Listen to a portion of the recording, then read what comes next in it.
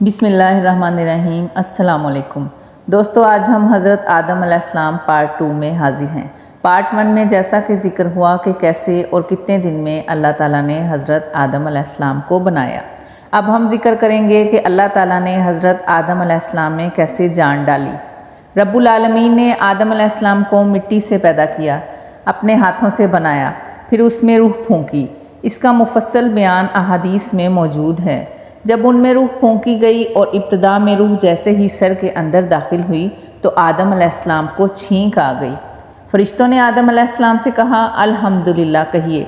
हज़रत आदम ने अल्हम्दुलिल्लाह कहा तो अल्लाह की इस तारीफ़ के जवाब में अल्लाह ने फरमाया, राहिमा का रब्बु का, यानी तुझ पर तेरा रब रहम फरमाए। सुभान अल्लाह। अल्लाह रब्बुल आलमीन ने आदम अलैहिस्सलाम में रूह मुकम्मल होने से पहले ही उन्हें अपनी रहमत से सरफराज फरमा दिया। जब रूह उनकी आंखों में दाखिल हुई और उन्होंने जन्नत के फलों को देखा तो उन पर गौर व फिक्र करने लगे। जब रूह पेट में दाखिल हुई तो खाने की तलब महसूस हुई। अभी रूह टांगों तक पहुंची नहीं और खाने की ख्वाहिश पहले ही महसूस होने लगी। इस जल्दबाजी और उजलत की वजह से अल्लाह ताला ने फरमाया, इंसान जल्दबाज मखलूक है। जब आदम अलैहिस्सलाम को पैदा कर दिया गया तो अल्लाह ताला ने उनकी पुश्त पर हाथ फेरा। हाथ फेरते ही उनकी पुश्त से क़यामत तक पैदा होने वाले इंसान बाहर निकल आए। आदम की तमाम औलाद उनके सामने ज़ाहिर हो गई। और ये बात नहायत वजाहत और सराहत के साथ कुरान करीम और अहादीस मुबारका में मौजूद है। जब अल्लाह ताला ने आदम अलैहिस्सलाम को पैदा कर लिया और उनमें अपनी रूह फूंक दी तो फरिश्तों को हुक्म दिया कि आदम को सजदा करें। यह सजदा ताज़ीमी था, इबादत वाला सजदा नहीं था। इब्लीस एक बहुत नेक और बुजुर्ग जिन था। उसने कभी अल्लाह की नाफरमानी नहीं की थी। इसी बिना पर वो बुलंद मर्तबा पाकर फरिश्तों में शामिल हो चुका था, लेकिन फरिश्तों की जिन्स से कतई नहीं था। अल्लाह ने उसे अताअत और फरमाबरदारी का सिला दिया था, उसकी इज़्ज़त और इकराम करते हुए आसमान में बसाया था। लम्हा भर के लिए भी उसने अल्लाह की नाफरमानी नहीं की थी। और फिर अल्लाह ने आदम को सजदा करने का हुक्म दिया और इस हुक्म के मुखातिब फरिश्ते और इब्लीस थे। सिर्फ फरिश्तों के लिए ये हुक्म नहीं था, बल्कि इब्लीस भी इस हुक्म में शामिल था। इब्लीस ने नाफरमानी की, सरकशी और तकब्बुर में मुब्तला हो गया। सिवाय इब्लीस के सब ने सजदा किया, वो सजदा करने वालों में शामिल ना हुआ। अल्लाह ताला ने फरमाया, तुझे किस चीज़ ने सजदे से रोक दिया जबकि मेरा हुक्म तेरे लिए भी था। उसने कहा, मैं सजदा क्यों करूं, मैं इससे बेहतर हूं, इसलिए कि तूने मुझे आग से पैदा किया और इसे मिट्टी से। अल्लाह ने हुक्म दिया, तू इससे नीचे उतर जा। अल्लाह ने उसकी सरकशी देखकर सज़ा देते हुए फरमाया, इस जन्नत से उतर जा, तुझे कोई हक हासिल नहीं कि तू इस जन्नत में रहकर तकब्बुर करे। इब्लीस ने जवाब में कहा, मुझे क़यामत के दिन तक मोहलत दे दीजिए, यानी इतनी लंबी उम्र दे दीजिए कि मैं क़यामत तक ज़िंदा रहूं, मौत ना आए। अल्लाह ने फरमाया, तुझे मोहलत दे दी गई, लेकिन एक वक्त मुकर्ररा तक। और जब शैतान इस तरफ से मुतमईन हो गया कि उसे मोहलत मिल गई, तब उसने कहा, चूँकि तूने मुझे गुमराह कर दिया है, इस वजह से मैं कसम खाता हूँ कि मैं इंसानों की गुमराही के लिए तेरे सीधे रास्ते पर बैठ जाऊँगा। फिर उनके आगे से, उनके पीछे से, उनके दाएं से, उनके बाएं से उनके पास आऊँगा और आप उनमें से अक्सर लोगों को शुक्रगुजार नहीं पाएंगे। अल्लाह ताला ने फरमाया, यहाँ से ज़लीलो ख़वार होकर निकल जा। इनमें से जो शख्स भी तेरा हुक्म मानेगा, मैं ऐसे तमाम गुमराहों से जहन्नम को भर दूँगा। जो इंसान भी तेरा पैरोकार बनेगा वो जहन्नम का मुस्तहिक और हकदार ठहरेगा। अल्लाह ने इब्लीस को काफर का लक़्ब दिया। काफर उसे कहते हैं जो नेमत का इनकार करे। अल्लाह ने उस पर इतना फजलो करम और इनाम व एहसान किया कि बुलंद तरीन मर्तबे तक पहुँचा दिया, लेकिन उसने अल्लाह की इस नेमत की कदर न की और कुफर का रास्ता इख्तियार किया। सबसे पहला गुनाह तकब्बर था, इसलिए उलमा इकराम फरमाते हैं, तमाम गुनाहों की जड़ तकब्बर और गरूर है। अल्लाह ने आदम को फरिश्तों से भी बड़ा आलम बनाकर पैदा फरमाया। बेशुमार अहादीस में आदम अलैहिस्सलाम की इब्तिदा और उनके इल्म का ज़िक्र मौजूद है। जब अल्लाह ने आदम में मुकम्मल रूह डाल दी और वो अपने पाँव पर खड़े हो गए तो अल्लाह ने उन्हें हुक्म दिया, जाओ फरिश्तों की जमात को अस्सलाम वालेकुम कहो। आदम और फरिश्तों की ज़ुबान अरबी में थी, यही ज़ुबान अहले जन्नत की है। आदम गए जाकर सलाम कहा। उन्होंने जवाब में कहा, वालेकुम अस्सलाम व रहमतुल्लाह। یعنی تجھ پر اللہ کی سلامتی اور رحمت ہو۔ اللہ نے فرمایا یہ تیرا اور تیری اولاد کا آپس میں ایک دوسرے کو تحفہ اور ہدیہ ہے۔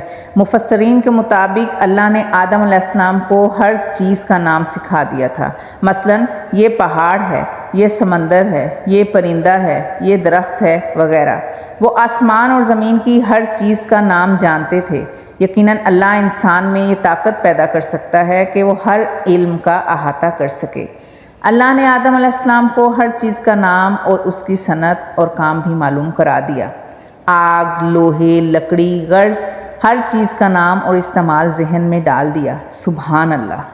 اللہ نے آدم علیہ السلام کو صرف شکل و صورت تخلیق ہی میں بلند مرتبہ عطا نہیں کیا تھا، بلکہ عقل و علم کے لحاظ سے بھی بلند درجے اور مقام پر فائز کیا تھا۔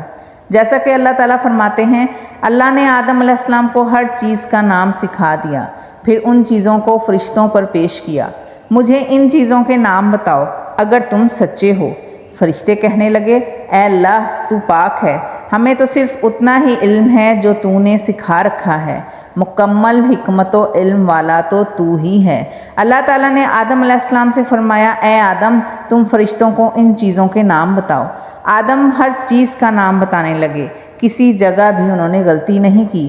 جب انہوں نے فرشتوں کو تمام چیزوں کے نام بتا دیے تو اللہ تعالیٰ نے فرشتوں کو مخاطب کر کے کہا، کیا میں تمہیں پہلے ہی نہیں کہہ دیا تھا کہ زمین اور آسمان کا غیب میں ہی جانتا ہوں، اور میرے علم میں ہے جو تم ظاہر کر رہے ہو اور جو چھپا رہے ہو۔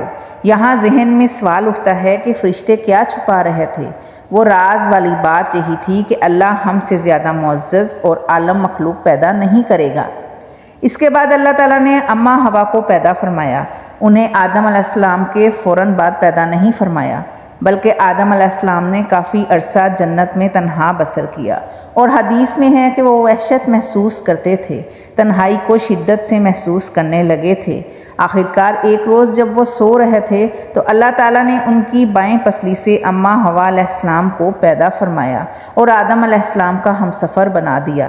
آدم علیہ السلام کے وجود ہی سے اماں حوا کا وجود بنایا گیا، وہ کوئی الگ مخلوق نہ تھی۔ جب آدم علیہ السلام بیدار ہوئے تو انہوں نے اپنے قریب ایک عورت کو بیٹھے ہوئے پایا۔ پوچھنے لگے، تم کون ہو؟ حوا علیہ السلام نے کہا، عورت۔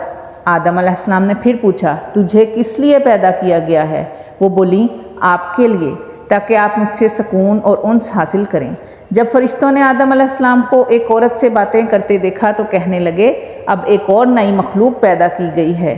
آدم علیہ السلام نے ان مخلوقات کا نام تو بتا دیا تھا جو مشہور و معروف تھیں، ان کا نام پوچھنا چاہیے۔ انہوں نے آدم علیہ السلام سے سوال کیا، انہوں نے فوراً جواب دیا، حوا، اس لیے کہ اللہ نے تو آپ کو ہر چیز کا نام سکھا دیا تھا۔ فرشتوں نے کہا، ان کا نام حوا کیوں رکھا گیا ہے؟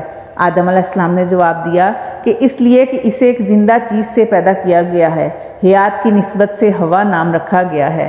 احادیث سے یہ اشارہ ملتا ہے کہ حوا علیہ السلام ابتدائی انسانیت سے لے کر قیامت تک پیدا ہونے والی تمام عورتوں میں خوبصورت تھیں۔ آدم اور حوا دونوں اللہ کے حکم سے جنت میں تھے۔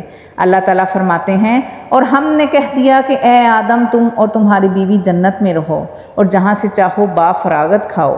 جنت بھی کیسی؟ اللہ فرماتے ہیں کہ وہ جنت جس کی چوڑائی ہی آسمانوں اور زمین کے برابر ہے، اس جنت سے جو چاہو سو کھاؤ، اور اس جنت کے درخت کے پاس مت جانا ورنہ ظالموں میں سے ہو جاؤ گے۔ اللہ تعالیٰ نے حضرت آدم کو ابلیس سے خبردار کیا کہ اے آدم یہ تیرا اور تیری بیوی کا دشمن ہے، خیال رکھنا ایسا نہ ہو کہ وہ تم دونوں کو جنت سے نکلوا دے اور تو مصیبت میں پڑ جائے۔ گویا اللہ نے حضرت آدم کو وسوسے سے پہلے ہی خبردار کر دیا تھا۔ اللہ تعالیٰ نے جنت میں بھی آدم علیہ السلام پر لباس رکھا اور زمین میں بھی لباس نازل کر دیا تھا، جیسا کہ اللہ تعالیٰ فرماتے ہیں کہ اے آدم کی اولاد، ہم نے تم پر لباس کو نازل کیا جو تمہاری شرمگاہوں کو چھپاتا ہے اور زینت کا سبب بھی ہے، اور تقویٰ کا لباس اس سے بھی بہتر ہے۔ لہٰذا آدم ابتدا میں ننگے نہیں تھے، انہیں تو ننگے پن کا علم ہی نہیں تھا، نہ ہی ان کی بیوی کو برہنہ ہونے کا علم تھا۔ اللہ نے آدم علیہ السلام کو کامل نعمتوں سے نوازا، بھوک نہ پیاس، یہاں تک کہ پیاس کے اسباب سے بھی محفوظ، نہ گرمی اور نہ دھوپ، پھر بے انتہا حسن و جمال، مشقت نہ تکلیف، بدبختی اور نہ بدقسمتی۔ تو دوستو، آج ہم پارٹ 2 کو یہیں ختم کریں گے۔ پارٹ 3 میں ہم جانیں گے کہ شیطان نے کیسے حضرت آدم اور اماں حوا کے دل میں وسوسہ ڈال کر انہیں جنت سے نکلوایا۔ تو ملتے ہیں پارٹ 3 میں، تب تک کے لیے اللہ حافظ۔